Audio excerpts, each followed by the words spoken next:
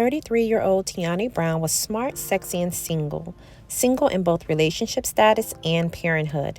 She was the proud mom of 3 beautiful daughters aged 1, 8, and 14. She shared her eldest 2 with her ex-husband named Toriana. The youngest she shared with an ex-boyfriend. Outside of being a devoted mother, she was an aspiring lawyer and a chair member for a local nonprofit called Developing Kids that served children and families in the community. While her intimate relationships failed, she succeeded in just about every other thing she attempted. See, Tiani was very intelligent. After graduating from Renaissance High School in Detroit, Michigan, she went on to earn a master's degree in biomedical engineering, an MBA, and a bachelor's degree in biology from Wayne State University. After working years in the biomed space, she decided to switch gears and go into law. As a third-year law student, she was hired as a clerk for a local law firm. October 28, 2013 was a Monday like many others. She went to work, picked up the children from school, probably helped them with homework, fed and bathed them, before dropping them off to their grandparents' home so that she could go to class at Wayne State University. After attending her class, she went over to the law library to complete an online test. According to records, she logged off the computer at about 11 p.m. Normally, Tiani would leave school and drive over to her parents' home to pick up the kids to get them home and in bed for school and work the next day. But that night was different. She did a no-call, no-show. But this wasn't like Tiani. So her mother, Cheryl, instantly jumped into action after all calls to her daughter went unanswered. She spent hours looking for her daughter at her townhome and at the university library, but still no Tiani. That's when she decided to notify campus security and the police that her daughter was missing. Tiani finished up class and went to the undergraduate library to take a test. Police would later confirm she had logged off her computer in the library right around 11 that night. When she didn't come home, her mom went to the library to look for her. I checked every conference room and I couldn't find her. I went from floor to floor to floor. That's when she started to panic. I was frantic because then it was so unusual. I'm like, this can't be happening. The gut-wrenching search for Tiani continued. Nearly 2 whole days went by. Then, on October 30th, police reached out to her family. It's something that you hear about or read about, you see it on the news, it's always someone else.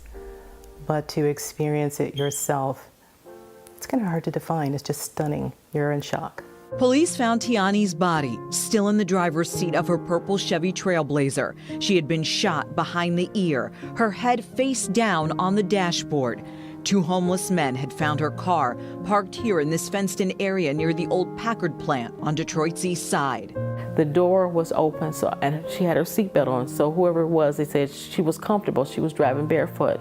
So I think she may have been trying to get out of the car. Authorities asked Cheryl to help identify Tiani's body. When I saw her, I'm like, no. First thing, I'm like, this isn't my child. I guess because to me, it wasn't real. And then I fell to the floor and crying. I started screaming. I guess I didn't want to make it real, but it was real. She was my only daughter. And it's been so hard, and it's still hard.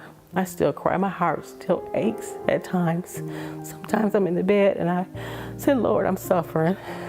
Sometimes I actually thought I was going to die of a broken heart when it first happened. On Wednesday, 2 days after she was last seen at the university library, 2 homeless men were arrested. They were in possession of Tiani's cell phone and wallet. The men ended up leading police to her SUV, which was parked in an abandoned field. Inside of the vehicle was Tiani's lifeless body, still strapped in her seatbelt, shot once in the head. After a thorough investigation, police concluded that the 2 men were not responsible for her death. A couple months later, police released surveillance footage of 2 different men using Tiani's credit cards the day after she went missing. They were considered persons of interest, but it doesn't appear that police were ever able to locate them. When a woman is a victim of homicide, it's typical for authorities to be suspicious of the spouse or intimate partner. In this case, police honed in on Tiani's ex-husband, Toriana. A record search revealed that Tiani filed at least 2 personal protection orders against her ex. One of her complaints stated that he assaulted her and threatened to kill her. These orders were filed nearly a decade before her death and eventually were dropped. Her ex was very cooperative with the police and was able to prove that he had nothing to do with Tiani's death. Police believe that the person responsible is someone that Tiani knew and could have had a relationship with her.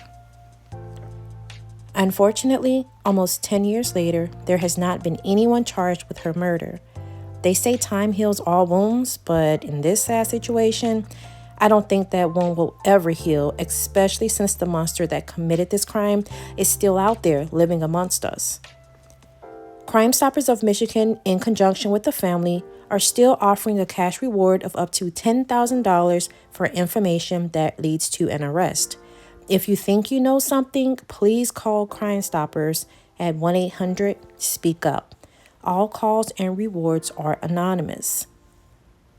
The silver lining in this case is that Tiani's eldest daughter, Nina, graduated with honors in 2017. She had plans to attend her mom's alma mater, Wayne State University. The university was gracious enough to offer free tuition to all 3 of Tiani's daughters. I wish peace, comfort, and courage to Tiani's family and friends, and especially her beautiful, innocent daughters. Thank you so much for taking the time to listen to this tragic case. Please like, comment, subscribe, and share the video. Until the next one, be aware, be safe out there.